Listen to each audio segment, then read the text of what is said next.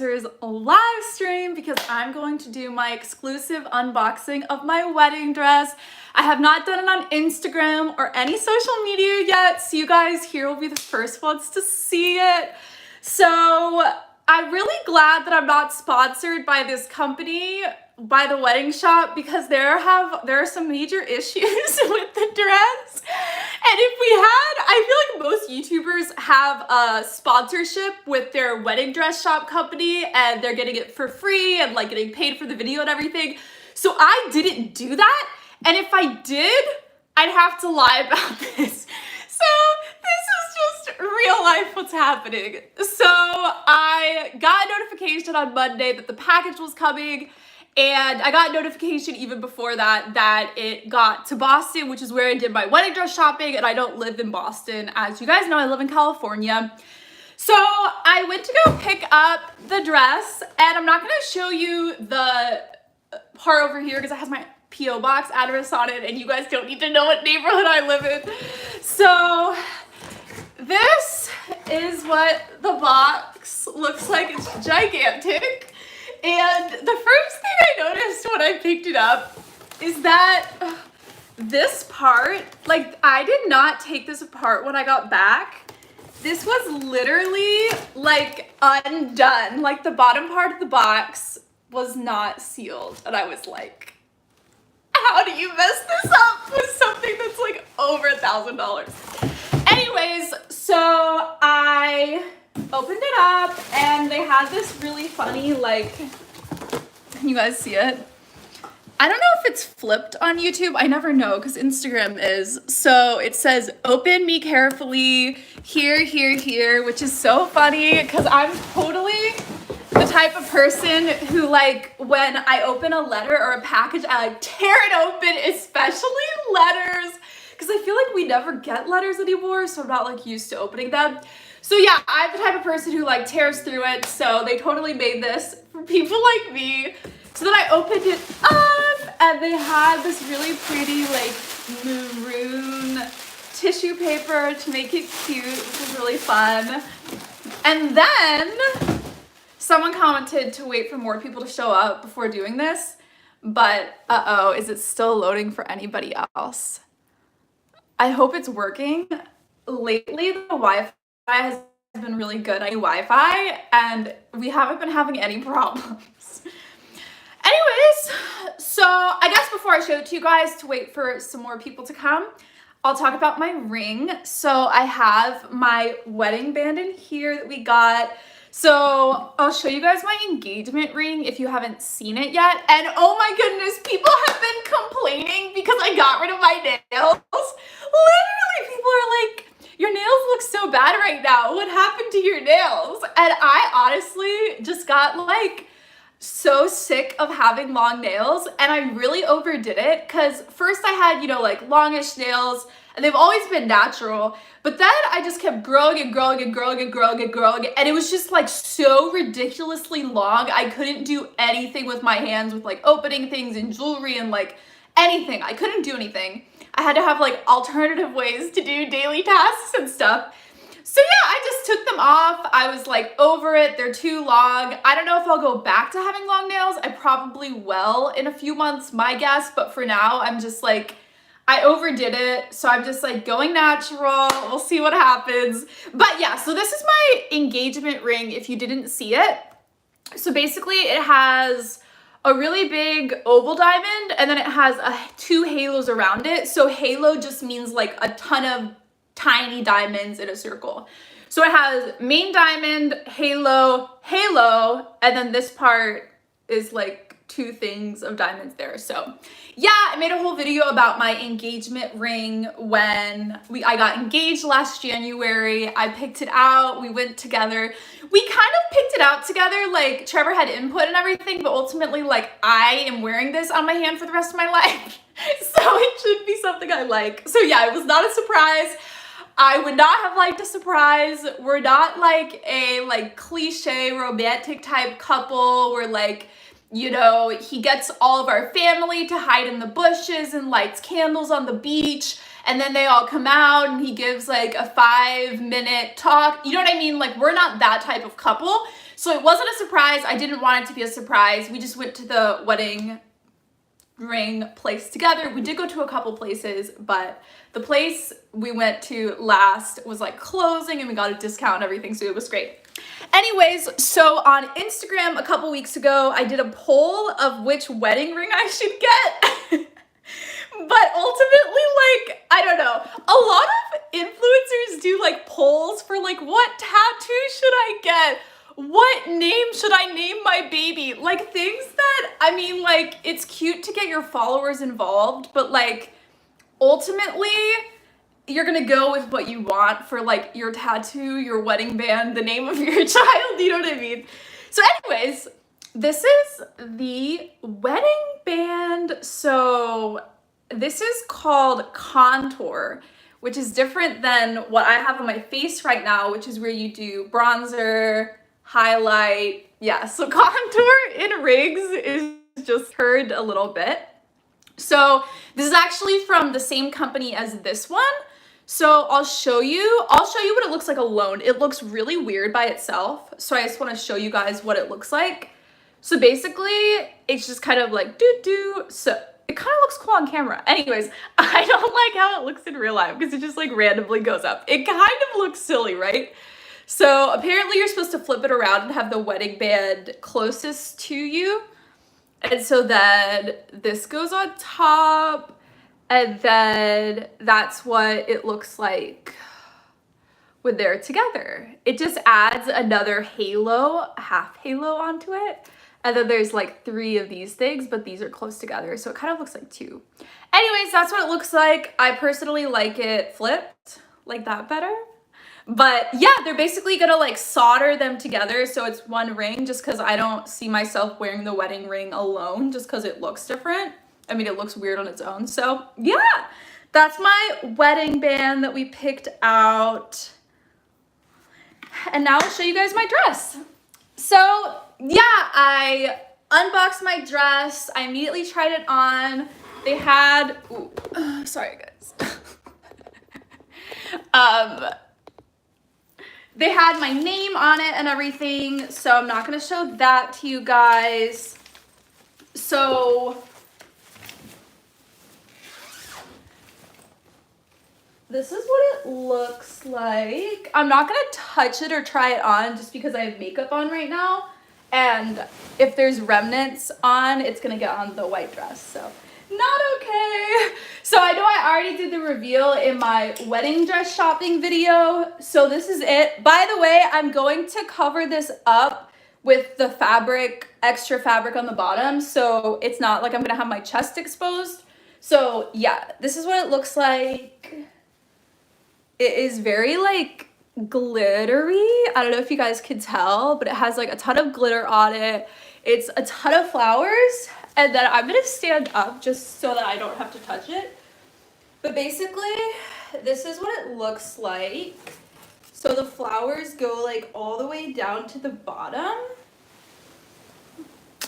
Yeah, and then that's the top. Oh, I'll show you the back. So the back has the same amount of flowers. And then it looks like this. It has like a lower back. So I'm gonna get it fixed in, what is it called when you get, I was about to say renovations, wrong field. Anyways, it's gonna get fixed. Sorry, I'm going off screen. I'm putting it back in the thing. So yeah, when I get, someone will put the word in the chat, please, what I'm trying to say. But whenever they sew it and stuff, you go to another person and they like fix parts of it and stuff. So whenever I do that, they're going to add extra fabric to the top around my chest and also to the back, just because I think it's a little bit too low for like my modesty standards and style and stuff.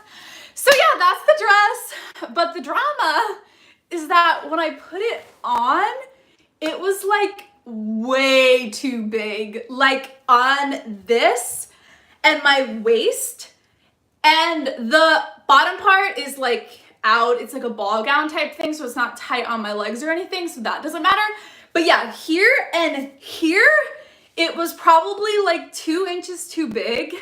And so when you get a wedding dress, unless you're getting like used or something, they measure you and then custom make the dress just for your body. So that's why it takes months. This came really fast. Usually it takes like 8 to 12 months for them to custom make your wedding dress and send it to you. So it's not like if you went to a clothing store and you're like size 2, 4, 6, 8, 10, 12, and then you like pick your size. Like for a wedding dress, they measure you, custom measure you, and perfectly make it for your body. So when I tried this on and it was like 2 inches too big on here and here, I was like, oh no! And luckily I still have some time before the wedding. So I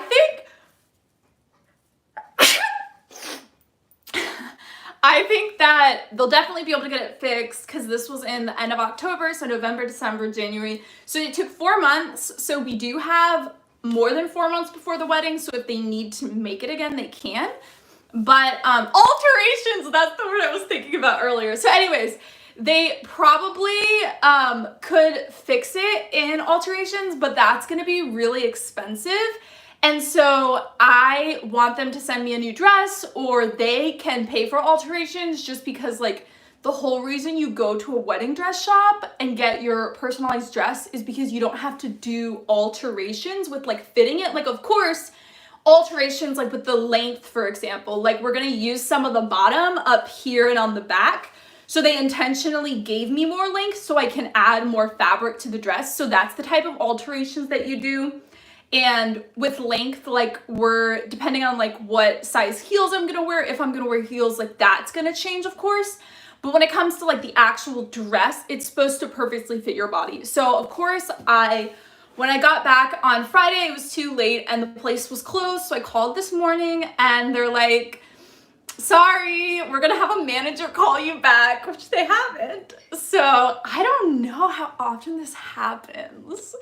I wonder if they feel horrible. They should, because it's like, it's so important. So anyways, I'm very grateful about the situation just because there's so much time left to fix it. And compared to other wedding dress shops, they just like got it custom made and sent to me really fast in 4 months. Usually it's like 8, 10, 12 months. So, yeah.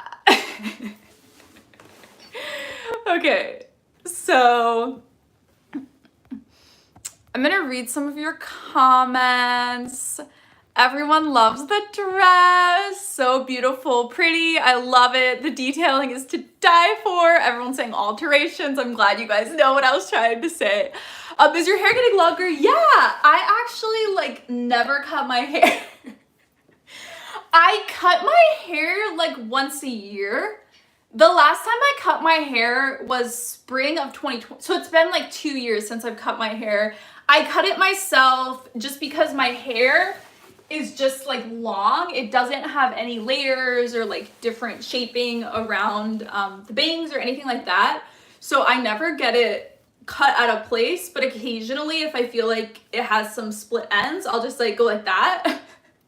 With regular scissors, not even hair scissors, and it's fine. So I know it's kind of a privilege because I have such long hair, and a lot of people who have short hair have to constantly get it cut. Guys have to constantly have their hair cut, but for me, I just let it be, save a lot of money, don't have to get it shorter because it stays long. So yeah, that's my hair story. I'm probably gonna get it bleached again and make it blonde all the way just because the blonde is growing out a lot.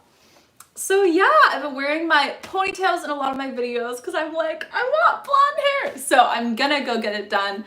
I think I'm gonna make it a little lighter than it is right now. So we'll see. Just because when I got it done in like summer of 2020, I did not like the color. I went back, she fixed it, and I still didn't like it. And I was like, ugh, like it's the middle of the pandemic. I don't like being out anyways. It's expensive to Uber downtown. So I was just like over it kind of. So I might get my hair lighter this time. We'll see. Okay. Paris, you look super tan today. It's bronzer. I just got a new, well, not just, but for Christmas, I got a new like contour palette with like bronzer and highlight. So it's makeup. Ricardo says, Lizzie, I love you. I love you too. Lydia says, it really depends on the shop. I went to David's Bridal and 100% did not get a custom dress. I got a size 16 and they altered it smaller in certain parts. Yeah, places are different. I went to a place outside of Boston and they do the custom. So yeah, I've never been to David's Bridal, so I don't know how they do it. Why is it a guy's name if it's selling women's dresses? Right? Like, why was that your career, creating women's dresses? Like, why is it not a woman who's in charge of the company? Okay. Julia says, do you think you may have lost weight since you were measured, or was it their mistake? Yes, I was going to say that. I have not lost weight at all. If anything, I gain muscle mass sometimes, like around my arm and in my legs, but not at all like in this area. I'm never like, I mean, when you work out, you get ab lines showing and stuff, but you don't like gain muscle on your stomach. So yeah, my weight has not fluctuated besides muscle from working out. So absolutely, it is not because I lost weight. And I actually told her, because it's such a thing where people are like shredding for the wedding, like trying to lose weight before the wedding. And I told her, I was like, by the way, I will not lose weight before the wedding. I always am at this weight. Please make the dress exactly how my body is right now. I literally told her that when she was measuring me. So I don't know what the deal was, but super rude. And also the problem is, like, let's say they're like, we'll do alterations for free. I don't live in Boston. You know what I mean? It's like I have to travel on an airplane with this dress multiple times. Like, so annoying. Paris says there's a ton of male fashion designers for women's attire, babe. LOL. I know, but wedding dresses though, I feel like that's like such a feminine thing. Like, women dream of their wedding dress growing up. You know what I mean? I don't know. I feel like it's just like such a feminine type of fashion industry. Lydia says, I totally think it's on them to fix the sizing of your dress 100%.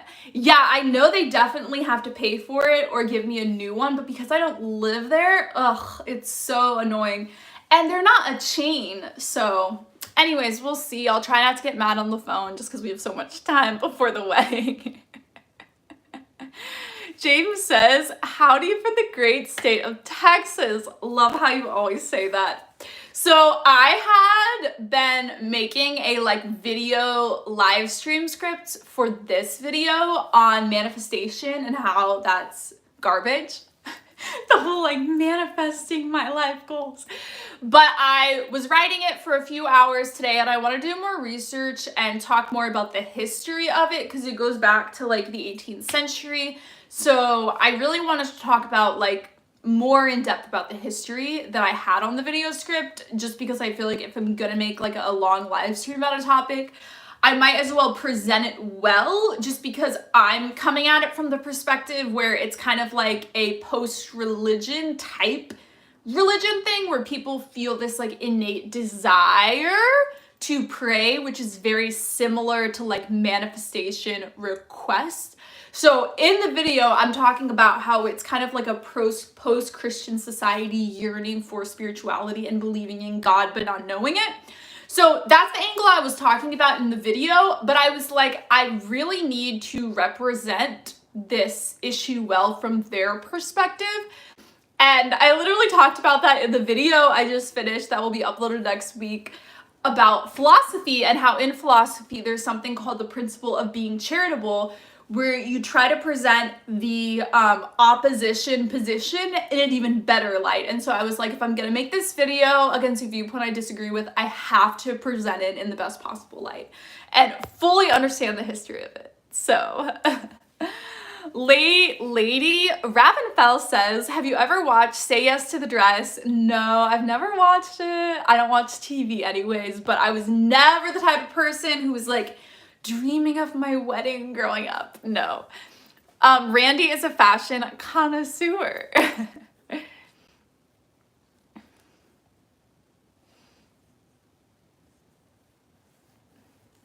Mimi says, he can see this video. The groom isn't supposed to see the dress before the wedding. He's not gonna click on the video. You know what I mean? Like, I also revealed the dress in my wedding dress shopping video.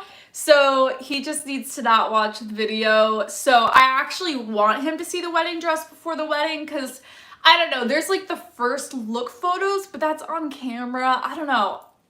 Like, it's so weird because I'm a YouTuber and I film my life, but I also like don't do follow me around vlogs, and I don't do videos with my friends as much anymore as I used to, like when I was in college. So I feel like as much as I share stories about my life, I am very private to where like I don't want my life being filmed constantly.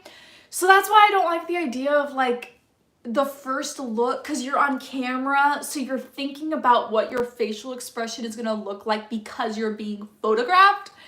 So I would rather just do a first look with the two of us, right? Like, that makes sense. So we'll see what happens. My dad said he did want to be surprised, but my dad doesn't watch my YouTube channel, so okay. Lydia said there's also male OBGYNs, not sure about that. I mean, that's the thing though, where like men love babies, women love babies, men love taking care of children, women love taking care of children. So that's like, I don't think that's analogous to wedding dresses. Okay. Let's read some more questions. JC says, I recently went to confession and the priest was rude and laughed at me. What? Should I provide feedback to the diocese just to lead to some gentle correction? What would you do in this situation? So I would talk to the priest, number one. This is actually a Bible verse in 1 Corinthians. It talks about how if you have a problem with someone, first talk to the person one-on-one, then bring another person into the situation if they don't listen to you one-on-one, and then bring it in front of the entire church community in your city. So I don't think you'll have to go to that extreme. But yeah, I would talk to the priest one-on-one. I personally would go in person, like make an appointment with him and talk to him. You could send an email, but okay, so I feel like when you email people and text, you can come across with a wrong emotion, a different emotion than you actually feel because it's only text, especially if it's with someone you don't know. So like, for example, the way I text my fiance and text my best friends, they know how I text, and so they'll take it the way I mean it because they personally know me. But if you email someone who you've never emailed before, they might take it in a totally different way than you mean it. So that's why I think it's better to just talk to him one-on-one and share about what happened. I really don't like the idea of like tattletaling to the bishop about the situation if you haven't talked to him one-on-one. He probably doesn't even remember what happened and didn't realize what he was doing. I mean, everyone has hard days sometimes, and priests are not perfect. I know they're acting in persona Christi, and so as you're being forgiven, you are having this experience with physical Jesus, but at the end of the day, it also is a human being who Jesus is working through, and so they're not going to be perfect. I've had situations where I've accidentally laughed when people are sharing things. Maybe your priest is bipolar. I don't know. So yeah, I would just make an appointment and talk to the priest. So okay, let's see. I'm actually going to go grab my computer and read the exact Bible verse, because I actually think this is really important just for life in general, because, okay, it was just pens and my phone case, luckily not my phone. So my experience in life is that many people are scared of confrontation, and so when they have a problem, instead of just talking to the person about it, they'll gossip about it to their friends, which is super cringy. So I always think that you should just talk to the person about it. And I know it's scary doing confrontations and stuff, but I think it honestly will help people change if the person who they heard or did something to directly talks to them about it. So I think that's really good. I'm going to look up the exact Bible verse. 1 Corinthians 14. Let's go. 1 Corinthians 14, NRSV. Okay.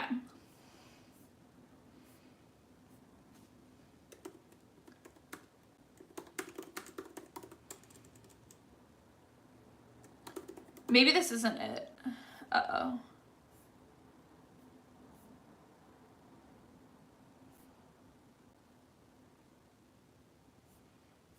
Sorry, guys. Not 1 Corinthians 14. Where is this?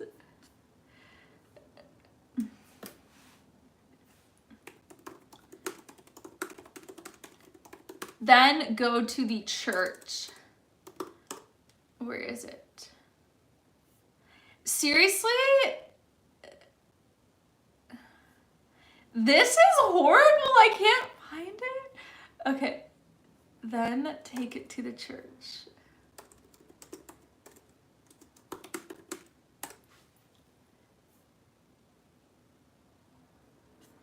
I don't understand why this isn't a popular Bible verse that people look up. Anyways, someone put it in the chat where this is. Oh, maybe it's not in 1 Corinthians. Oh, that's probably the problem. Let's see. Where is it? Oh, what?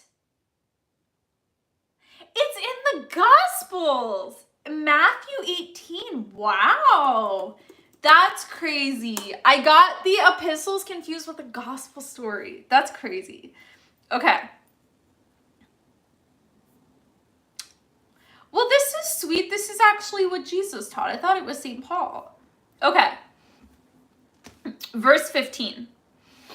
If another member of the church... Sorry, I'm confused. If another member of the church sins against you, go and point out the fault when the two of you are alone. If the member listens to you, you have regained that one. But if you are not listened to, take one or two others along. Oh, okay, so you can bring a fourth person. Take one or two others along with you so that every word may be confirmed by the evidence of 2 or 3 witnesses. If the member refuses to listen to them, tell it to the church. And if the offender refuses to listen even to the church, let such a one be to you as a Gentile and a tax collector. Truly I tell you, whatever you bind on earth will be bound in heaven, and whatever you loose on earth will be loosed in heaven. Again, truly I tell you, if 2 of you agree on earth about anything you ask, it will be done for you by my Father in heaven. For where 2 or 3 are gathered in my name, I am there among them. That's pretty intense. So I think it's a really good principle, not just for someone who goes to your physical church, but anyone in your life. If you have a problem with them, it's always a good idea to first talk one-on-one, be respectful, don't gossip about it, and then bring in another person. And honestly, like, I think I hate gossip way to an extreme, almost too much to an extreme, to the extent that if someone who's like my close friend is sharing how someone hurt them, sometimes I'm like, don't gossip, which is super invalidating. I think that you should be able to talk to your close friends about what's going on and what's hurting you and how people have been affecting you. So absolutely, I think we should be honest with people about how we've been hurt and stuff. But ultimately, if someone does wrong you, I think the first thing you need to do is obviously talk to them. And there are so many situations like this. I actually think in dating, people do this. My friends who are on dating apps and stuff have been doing this, where if a guy ghosts them, they will message him, they'll text him and be like, hey, ghosting isn't okay. This hurt me in this way. Next time, just tell the person that you're not wanting to go on further dates with them. And one of my friends actually has been like confronting people in person and being like, hey, why did you ghost me? Like, what about the situation did you not like? And actually like having an open conversation with the guys. And so I think in so many situations, not just with close friends, but even in dating people you don't know, it's always really, really cool to just talk to the person one-on-one and tell them what they did wrong and how they hurt you. Pick a Fudge says, hi Lizzie from the East Midlands. Aw, what time is it for you right now?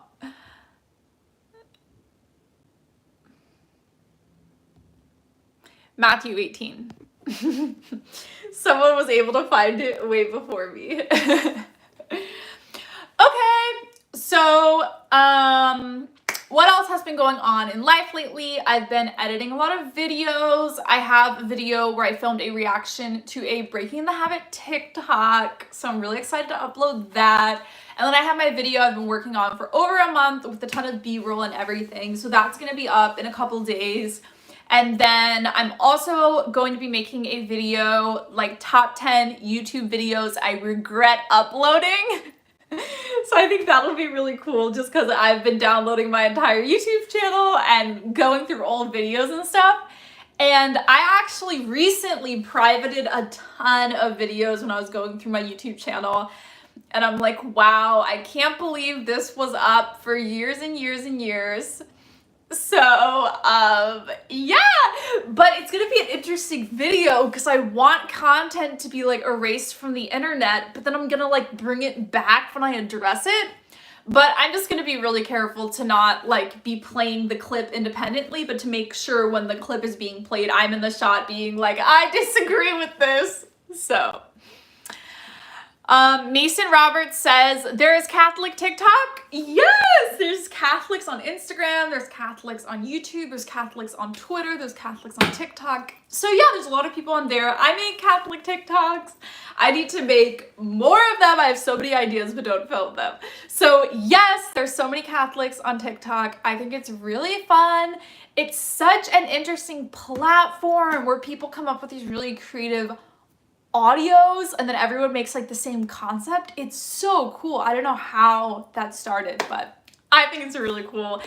And unfortunately, Gen Zs are decreasing everyone's attention span because a lot of TikToks are like 10 seconds. And then it's like, these people have to go to school for 8 hours and listen and then like go to college and stuff. Like, how is it gonna work with such short attention spans? But I mean, YouTube is still a thing and people watch through really long YouTube videos, so. People are going back and forth about the priest thing. So yeah, definitely don't go and first report to the diocese. Although I have emailed bishops about things, but usually I also email the priest. So yeah, but I definitely go to bishops about issues. I don't want to share some of the things that have happened just because for non-Catholics it might be off-putting. But actually one success that did happen with a bishop, so there is this group run by Catholics. I definitely wouldn't call it a Catholic organization, but I will say it's an organization run by people who are Catholic, who have some heretical theology. So this organization is called Catholics for Choice. And guess what they believe? So they are for abortion and gay marriage and other things, but their main thing is being pro-abortion.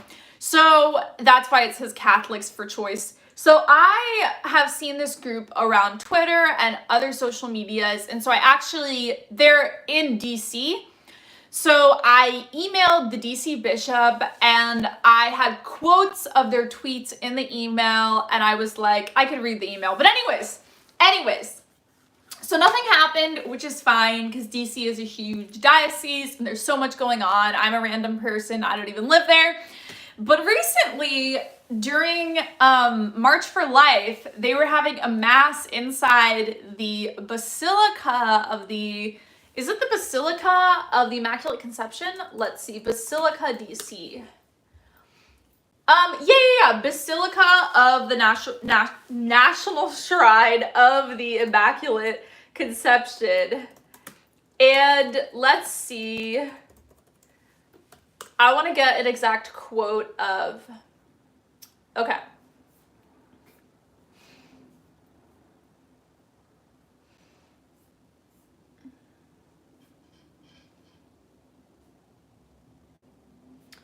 So basically,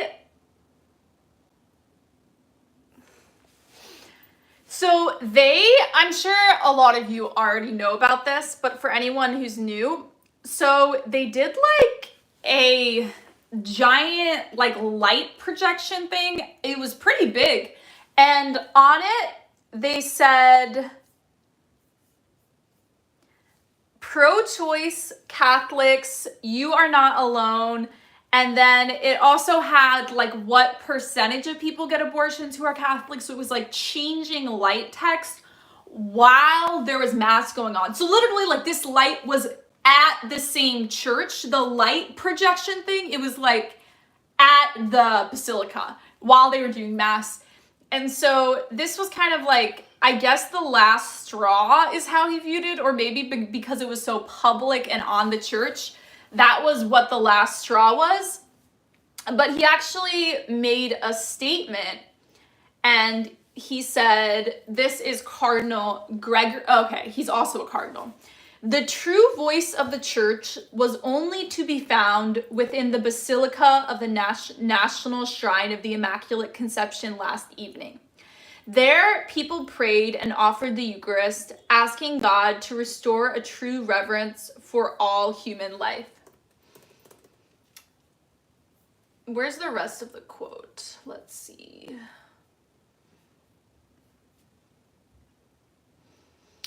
Those whose antics projected words on the church building demonstrated by those pranks that they really are external to the church, and they did so at night. John 13:30. So let's read John 13:30. It's about Judas betraying Jesus. John 13:30. NRSV. John 30:30. So this is at the Last Supper. So after receiving the piece of bread, Judas immediately went out and it was night. So literally, the Cardinal Archbishop of DC was comparing the Catholics for Choice people, who I don't like their name, and he's quoting John 13:30. So those whose antics projected words on the church building demonstrated by those pranks that they really are external to the church, and they did so at night. John 13:30. So yeah, that's what he said. It was pretty crazy that they did it literally on the church, because then to outsiders it looks like it's connected to the church and to the people running the church and stuff. So anyways, so I sent this email a few months ago to the Archbishop about this group, and then I was praying for him and everything, and then literally he makes this like super bold, amazing statement supporting Catholic theology.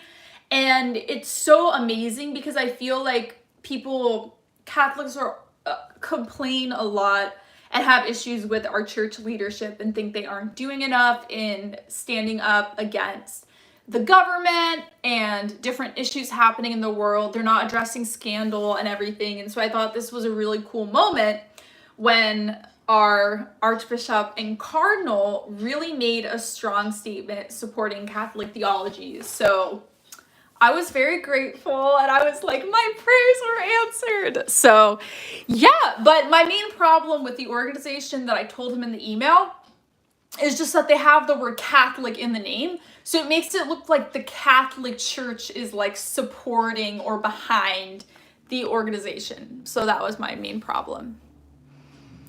Gala says, I think no human person can make stigma. Lizzie, you are so young for marriage. Good luck. I'm not young. I'm 27. I feel like that's a normal age to get married. Maybe like 30s, early 30s is becoming normal in our culture, but half of my friends are already married with kids. The other half of my friends are single or in new relationships. So I'm definitely in the middle. I've never really felt pressure of like getting married or getting into a relationship, just because I was in a relationship in college, and then my current relationship I started right when I had just turned 23.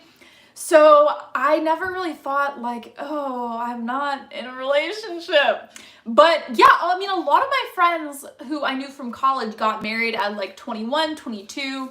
So yeah, it just depends on like what circle you're in. But I know a lot of Christians, they definitely get married so early just because, I don't know, Christian culture values marriage more.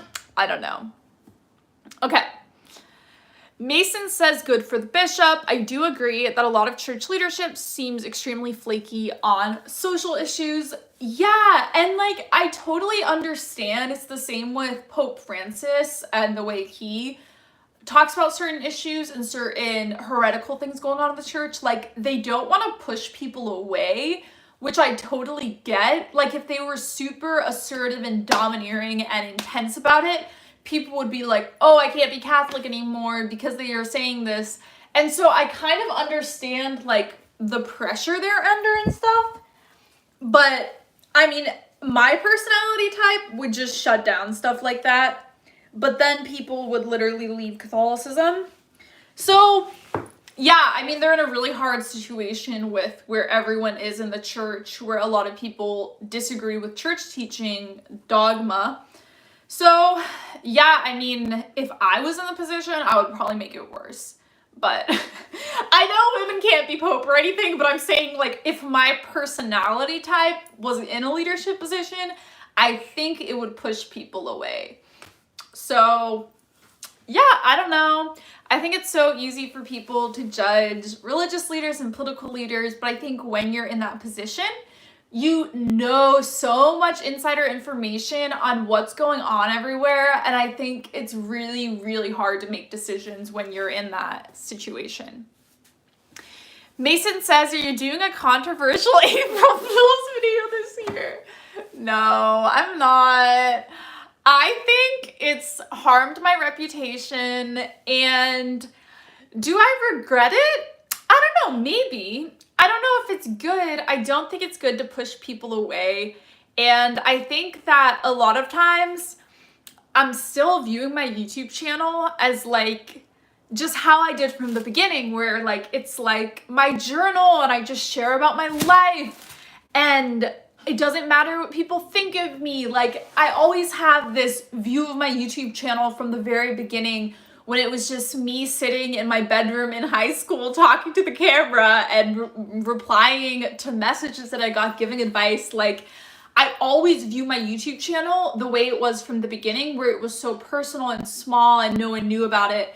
So it's definitely different growing up and now being like Catholic and having a ton of Catholics following me, and really being like a role model and an example of living out the faith and what theology to have as Catholics. And so I think that it's no longer just like me sharing about myself. I have like an obligation and a role to help people become Catholic, lead them to the church, help people stay Catholic and all of that.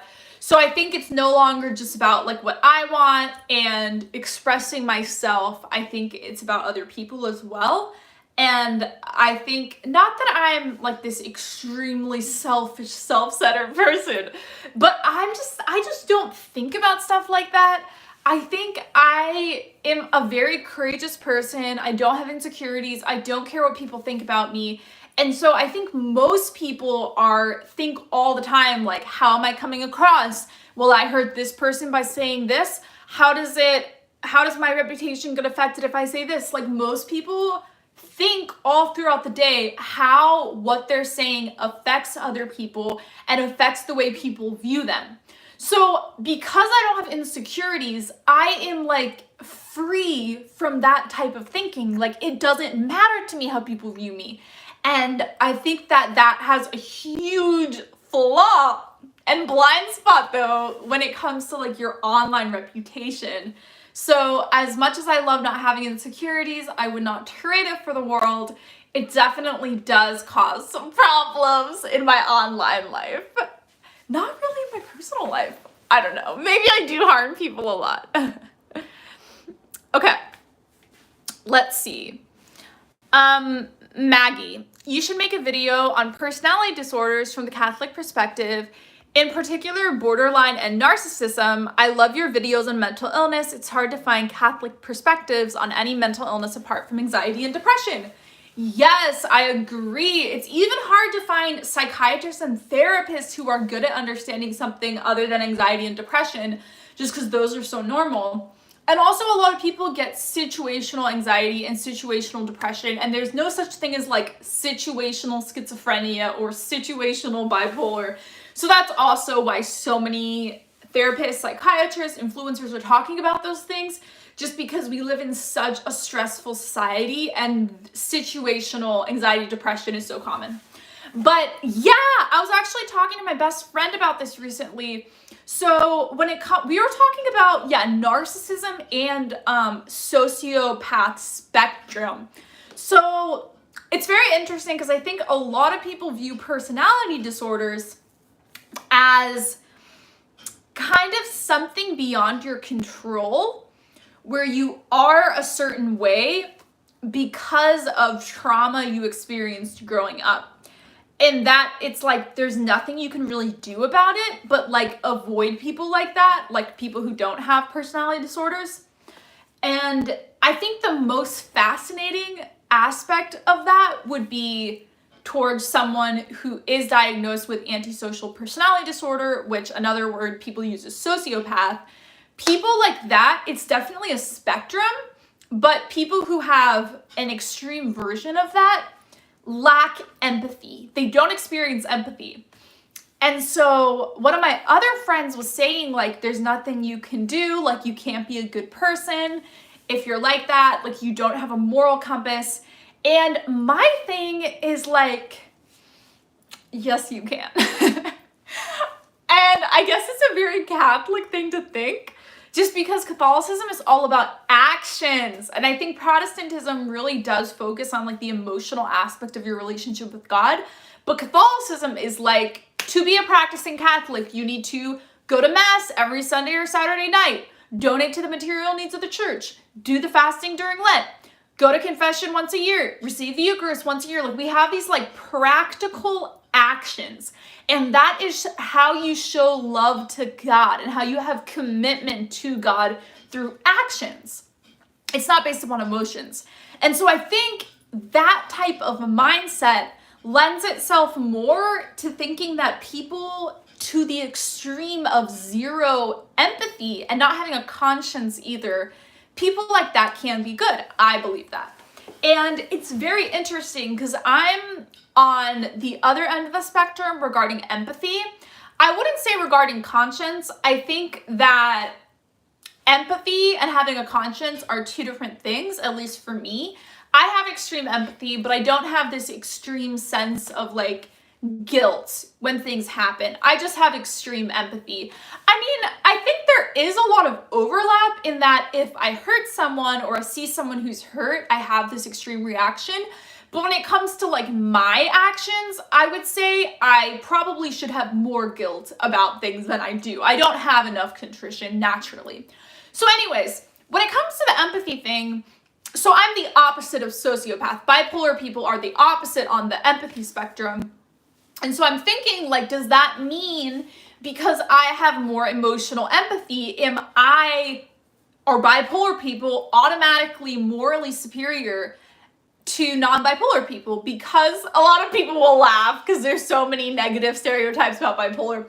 But seriously, like if someone has extreme empathy, are they a better person? And I would say in a lot of ways, yes. Like one example, now I'm on medication. I don't have as strong of an empathy, but like growing up, once I started making money through my YouTube, I was like super passionate in donating a ton of my money to nonprofits for poverty relief, ending modern day slavery, stuff like that. I was like very sacrificial with my money and I cared so much, and it was because of empathy. That was the only reason for it. It was because I heard things like this happening around the world. I cried, it affected me intensely. I thought about what it would be like if I was there or if I knew someone experiencing that. I read articles about things, it feels like it's personally happening to me. So I had this action of helping people through a practical means, and people who don't have bipolar empathy will donate less money, most people. And so I'm just thinking, like, does that mean like other people are not responsible for helping people in need because they don't have as much of an empathy? You know what I mean? Like, it's just very confusing to me that morality can come down to how much you feel about someone. Like, ultimately, morality should be you learn all these moral principles and how they're affecting everyone else in the world, and you choose to live by the moral principles to maximize flourishing and peace. So the fact that, like, because someone has empathy, they're automatically going to be more moral, I don't know. I kind of disagree with that. I think everyone is responsible for their actions. So yeah, I think it's the same with someone who's a sociopath. I think they should be able to be educated on morality, whatever moral structure you're using. Catholicism is very into virtue ethics. So I feel like someone should be able to learn morality, learn religion as well. I'm sure religion would help a lot. And they should be able to do righteous actions. Absolutely. I think the reason I don't know enough about psychiatry to make this like blanket statement, but I think something that could be contributing to think sociopaths can't be good people because they lack empathy and a conscience, I think it's coming from this like hyper emotional aspect of American culture where we just value emotions so much. It leads to our massive divorce rate where people are like, oh, I don't feel in love with my spouse, let's get divorced. You know what I mean? Like, people literally view relationships about a feeling rather than about a commitment, and love being actions. You can't fall out of love. You constantly are doing actions of love in your marriage. So our society as a whole is just like hyper emotional in how we view things. And so I really wonder if like the American Psychological Association and all the training and schooling that goes into people who are licensed therapists and psychiatrists, like, I wonder if our culture is somewhat affecting the way we're viewing sociopaths, narcissists, people with these personality disorders. And yeah, I totally understand going through trauma growing up, but it's kind of unbelievable to me that just because someone's been through something traumatic, they can't learn about how they're hurting people. You know what I mean? And it's very interesting because I feel like people who go through trauma, some people are like the exact opposite, where they're like, I went through this horrible, painful situation. I never ever want to make anyone feel like that because it was so horrible for me to experience it. Some people go to that extreme. Other people go to the extreme where it just like messes up their behavior so much.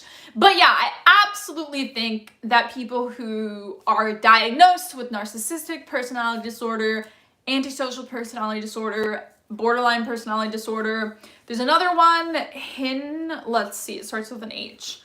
Typically, they think women experience antisocial and narcissism more than the other ones. So it's very interesting how gender plays a part in it. Let's see how to spell it. It is loading. My computer's constantly giving me all these notifications about my external hard drive. They're like, you detached your external hard drive. But yeah, if you guys were following my computer saga, basically on my to-do list app, it's actually a cleaning app called Sweepy, but it's kind of like my to-do list app. I have to back up my computer on my external hard drive every single day, and I have it as like a task I have to check out on my app. So let's see.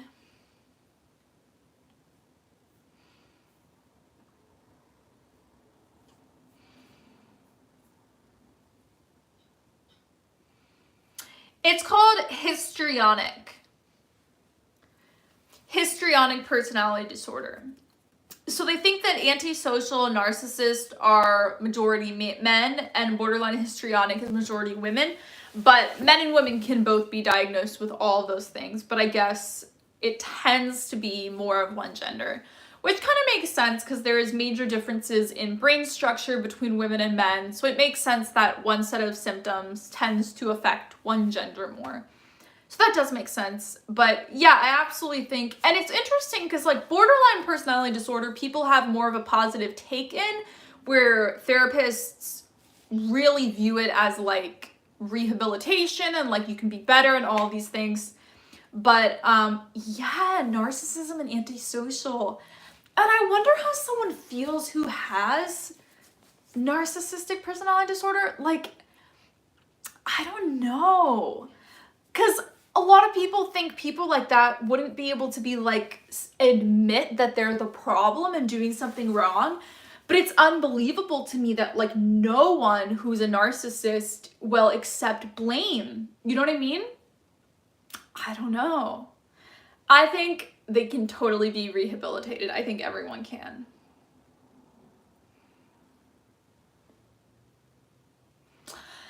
Yeah, it's fascinating. I definitely know people with borderline. I have like some people I know, I'm like 99%, maybe 95% sure they have borderline. I feel like when you do enough psychology research and you hear about people's lives and phases and everything, you can tell what's going on. Like, I can pretty much tell when someone is bipolar. If someone's in a manic episode, I can tell. Like, you can feel it if you have bipolar. And I actually had a therapist I went to in like 2017 in the summer, and she told me, like, she's like, what have you been diagnosed with? And I'm like, I've been diagnosed with bipolar 2. And she's like, you have bipolar 1.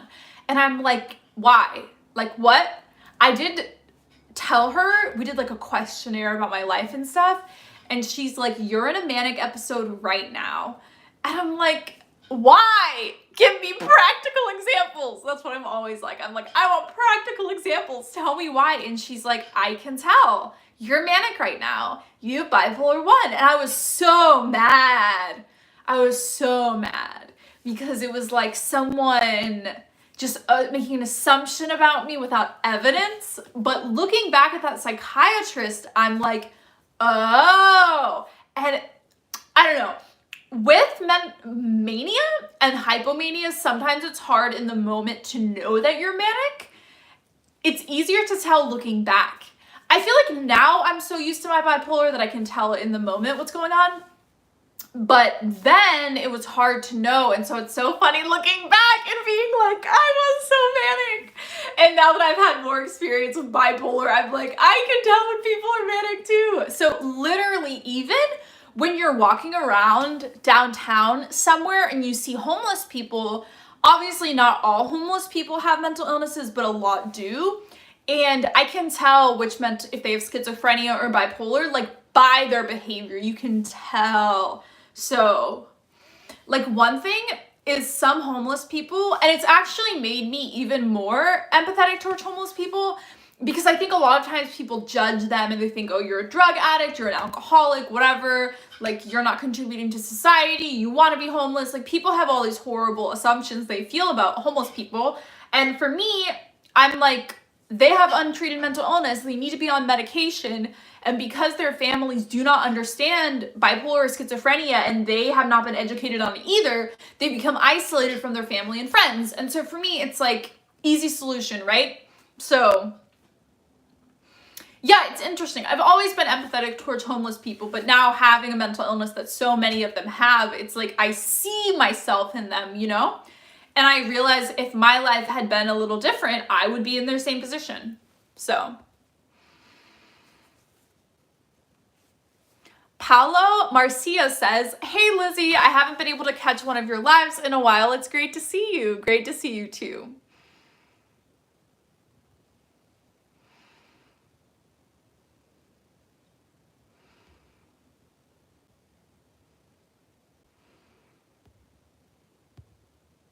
I'm reading comments that I missed from earlier. Paris says being super empathetic makes people take advantage of you though. Not necessarily. That's an interesting thing though. I have to think back on my life and on other people who are empathetic. I am very easily manipulated. But generally, I tend to surround myself with very healthy people. Like I've had a couple run-ons with narcissists and sociopaths who have gaslighted me to only 2 situations in 27 years of life. I don't think that's that bad. I've generally had extremely healthy relationships, extremely healthy friendships, so I haven't been taken advantage of that much, only a couple times.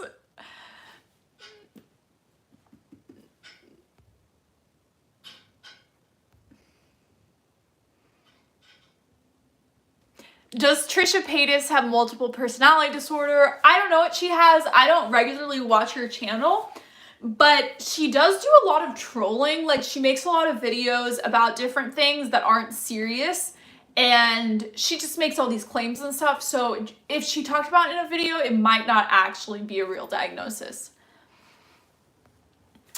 Vanny says, what vegan meals have you eaten lately? I'm going vegan for Lent. Do you eat honey? No, honey isn't vegan. But if you are going vegan, I think most vegans recommend doing it gradually. You can go all at once, but if you really want to stick to it, I think it's easier to do a little bit gradually. So first you can cut out meat and fish, then cut out dairy and eggs.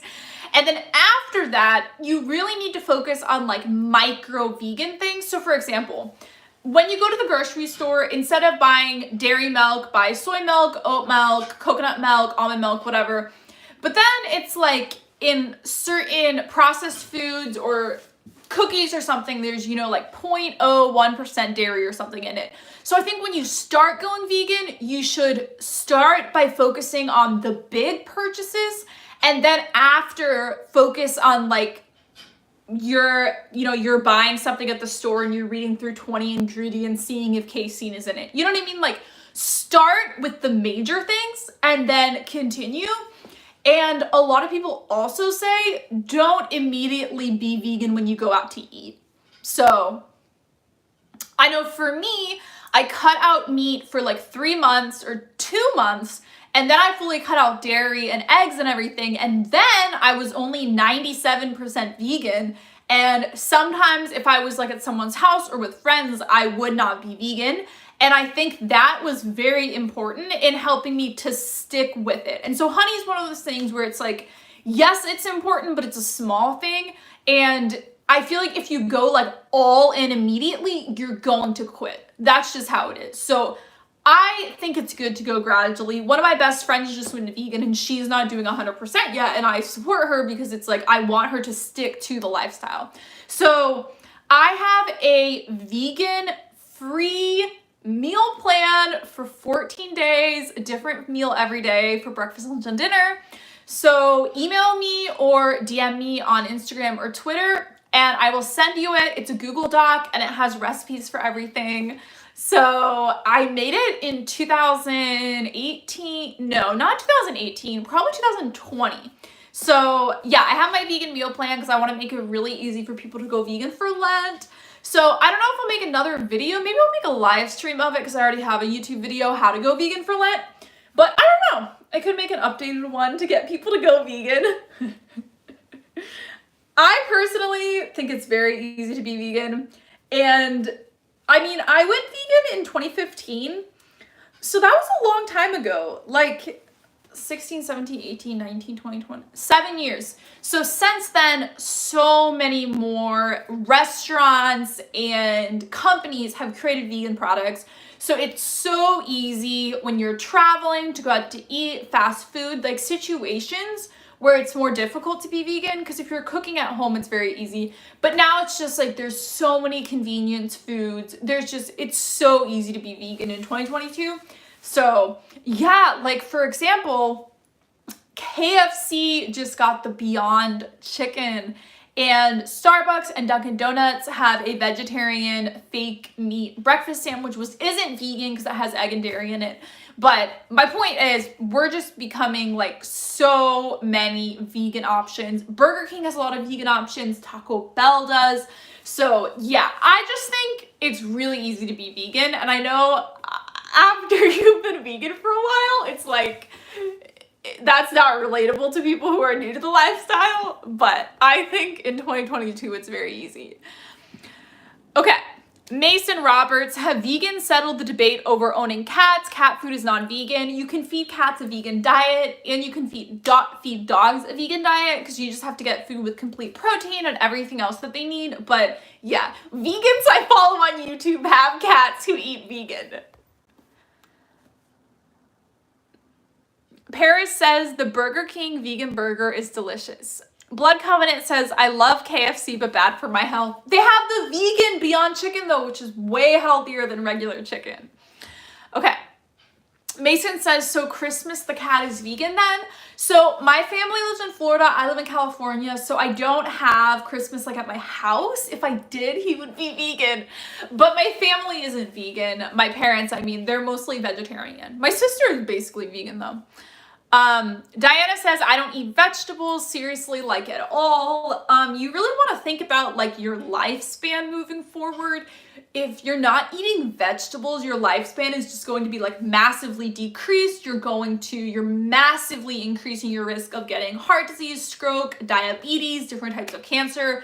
And so I totally don't get it when people are like, I don't like the taste of this regarding healthy food. Like, God gave food to us to nourish our bodies. And yes, we have taste buds, and we should put a lot of passion into cooking and making food taste good. But it's not okay to be like, I don't like the taste of healthy food, so I'm only gonna eat things that give me a complete dopamine hit. Seriously, we're living in a total hedonistic culture where pleasure is what we're going after. And so I just think you need to work on cooking food in a yummy way. Like, seriously, I never eat raw vegetables. I always cook my vegetables. The main vegetables I eat are bell pepper, tomato, mushroom, broccoli, cauliflower, spinach. I don't really eat kale anymore. So yeah, I always cook everything together. I make tacos, burritos, pasta, pizza. I eat a high carb diet. And I also eat high protein diet, high omega-3 diet. So yeah, I think it all comes down to how you're cooking things. Like, I see a lot of vegan memes about tofu because a lot of non-vegans, it's like how non-vegans see tofu, and it just has like a block of plain tofu. And then it's like how vegans see tofu and like 9 pictures of it like cooked in like amazing ways with like different seasoning and like oil and everything. So yeah, I think it's just about how you cook foods, because like I think the way I eat the vegan food I eat is like extremely delicious. Like, it tastes so good. And most vegans report this, that the way they cook their food tastes better after going vegan, because you really have to cook for yourself more, and you really learn a lot about sauces and spices, and yeah, you just get really good at cooking. And that's the other thing. Some people are like, I don't like to cook. It's the same thing where it's like, do you really want to decrease your lifespan by 15 to 20 years because you can't learn to cook? I mean, that'd be like saying, I don't like to clean. You know what I mean? Like, these are just things you have to do in your life. Like, I don't like to work. You know, I think we're just an undisciplined culture.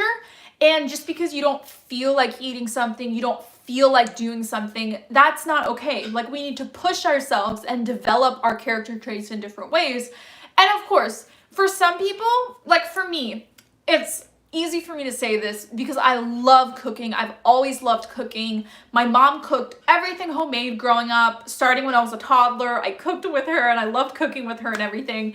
So it was easy for me. And I totally get some people did not grow up with a household of their parents cooking. And so I understand that that's hard, but I mean, ultimately, you're going to die younger and not get to meet your grandchildren and traumatize your family if you're not eating vegetables.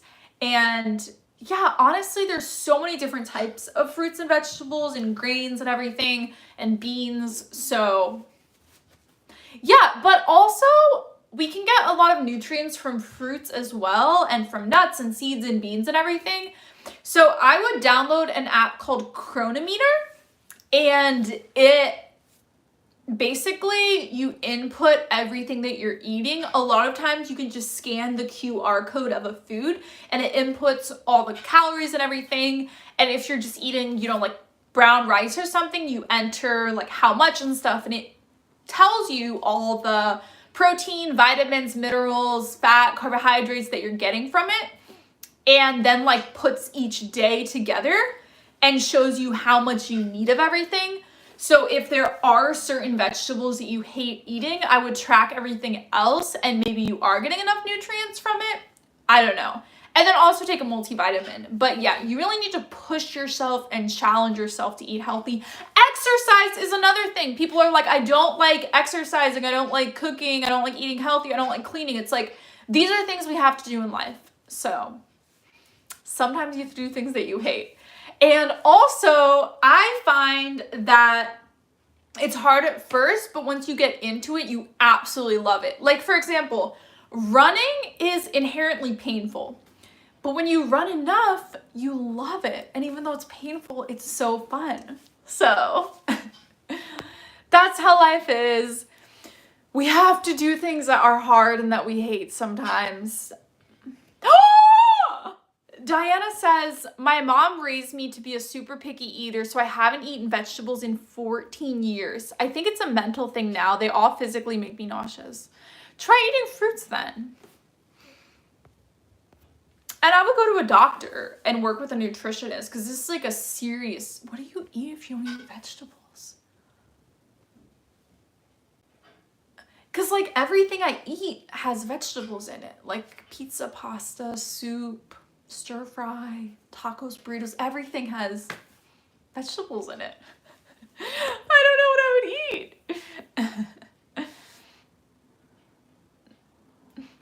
Okay, careful with the judgment, Lizzie. Sometimes it's not out of laziness. There's trauma there that physically makes me nauseous. I would work with a nutritionist. I would definitely book an appointment tomorrow. Yeah, I eat fruit. Yeah. So like I said, I would download the Chronometer app and see if you're eating, you might be getting enough nutrients from your fruit. So Mason says people are all about the meat-only diet that Michaela Peterson is preaching these days. Yeah, it's very interesting. So she actually, what disease does she have? She said that her elimination diet actually cured her disease, which I believe her. And I think she could have done the same type of elimination diet without only eating meat. Like she could have eaten other foods that did the same thing. That's what I think. Let's see what she has. Autoimmune disease. Carnivore MD. Oh my goodness. Someone is a carnivore doctor? Oh my goodness. I should do a video reacting to this comment section.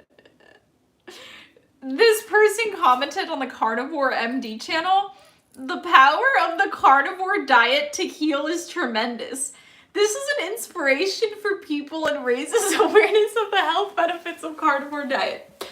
Okay, so the reason that people experience positive health effects from eating a carnivore diet or keto or paleo diet is because people were eating processed food. So for example, white rice, white spaghetti noodles, white bread, white tortillas, cookies and desserts and brownies and cakes with white flour in them, a ton.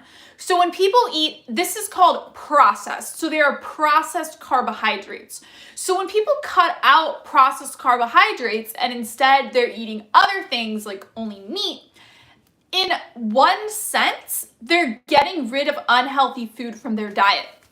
And so that's the reason that people lose weight on paleo and stuff, because they're cutting out the processed carbohydrates. So they could have had a very similar result with weight loss and everything if they just replaced the processed carbohydrates with whole grains. So instead of eating white rice, eat brown rice. Instead of eating white pasta noodles, eat 100% whole wheat pasta noodles. Instead of eating white bread with 1 or 2 grams of fiber, eat Dave's bread or Ezekiel bread with 5 and 6 grams of fiber in each slice. When you're getting burritos or tortillas for tacos, get 100% whole wheat. And when I bake at home, I put half whole wheat flour and half white flour. So anyways, if instead of just cutting out all carbohydrates, if instead you replaced it with whole grain carbohydrates, you would have a very similar result. And so that's why people get these good results by paleo, keto, eating only meat, because they cut out all the processed food. So instead, just eat whole grain carbohydrates and you'll get a very better result, because while eating carnivore diet, it can help certain things, long term, it will cause heart disease, diabetes, stroke, certain types of cancer, early death. So yes, the all meat diet helps with certain things in the short term, but long term, it causes early death and so many diseases. So instead, just get rid of processed food and eat whole grains and fruits and vegetables, beans, nuts, seeds, and you'll be fine. Mason says, sort of random, but are communion wafers vegan? Yes, they are. And actually, if I was living in the 2nd century, well, factory farms wouldn't exist, so veganism wouldn't make much sense then. But in the early church, in some cities, during the baptism rite, they eat milk and honey because of Old Testament stuff. So that was part of baptism when you were a Christian Catholic, which Catholicism and Orthodox were the only churches that existed. So during baptism, you had to eat milk and honey. And so if that happened today and I grew up Catholic or converted in and I was getting baptized, I would have to eat milk and honey. I would do it too. Like if it was required by the church, and it was just one thing, I would do it. But if it was something that wasn't like, for example, with the Eucharist, it has to have gluten in it and it has to be alcoholic wine. So, but for example, the milk and honey thing isn't like inherent in a sacrament. So I think that could change. That's why it did change. Paris says, is there such a thing as vegan mac and cheese? Yes, I make homemade mac and cheese all the time. I was actually thinking of having it tonight, but instead I had vegan grilled cheese. So Daya, and I think there's another company called Ann's something, they make vegan mac and cheese that you can just like boil the noodles and stir in the cheese. So you can get that, but I make homemade. I just get cheeses that I love. I love Miyoko's, Chow, Daya. There's so many different vegan cheese companies, and you can just boil your noodles and then put it in a casserole dish with a ton of cheese in it. So good. I love having multiple types of vegan cheese because I feel like it just tastes better.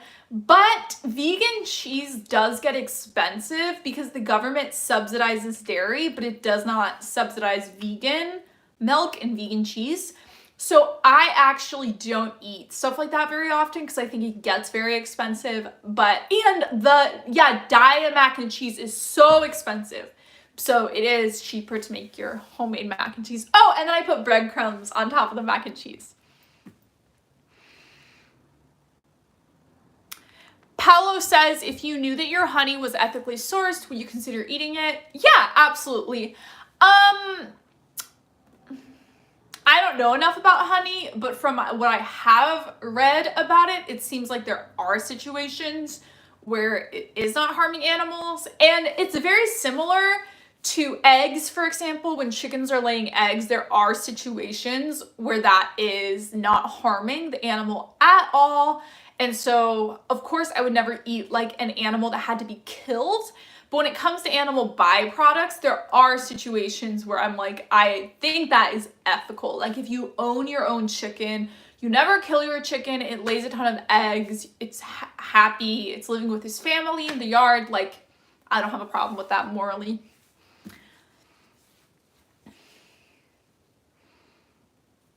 Mason says, I wonder if they accommodated for the early church vegan converts. I don't think veganism existed then. Just because like the reason veganism is such a popular movement is because of factory farms. Because of the way they're like torturing and murdering animals, that wasn't a thing until really recently. Mac and cheese with jalapenos? I've never tried that before.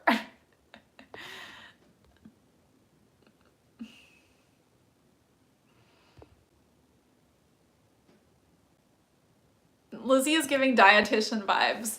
Actually, most live streams by like the hour and a half mark, people are always asking about veganism. Like I don't even make videos about veganism very often, but in live streams we always end up talking about them. And then when people email me and DM me that they went vegan because of my videos, it's because of the live streams that people go vegan. Okay, so we've been on here for almost an hour and a half. I think I'm gonna go just because I want to go make dinner and eat and FaceTime my fiance. I will keep you guys informed and fill you in on the wedding dress drama. I think it'll be fixed. We still have so much time before the wedding, so... Like, at least I'm not getting the dress a month before. I would be stressed if that happened, but it's fine. Paris says, have a good night, babe. Thanks for hanging out. Get a wedding pantsuit instead. My fiance would be, like, horrified. He would not like it. And it wouldn't be me either. I love like the princess vibes. I just posted on Instagram a couple days. I was trying on like crowns, like tiaras, because I want to wear a tiara at my wedding. Okay. I love you guys so much. My next live stream will probably be on manifestation and how that's cringy and inherently wrong, but is people's internal soul seeking religion without them knowing it. So also 2 videos are going to go up next week. I know I'm always talking about new videos, but I'm actually finished editing, so definitely going to go up. I'm going to do final like music volume tests tomorrow for my video, but I might even premiere it and upload it on Sunday to be premiered on Monday. So we'll see what happens. I'm Skyping with a new patron tomorrow for my Patreon. Excited about that. I love meeting you guys. I will see you guys in my next video. I love you so much. Bye.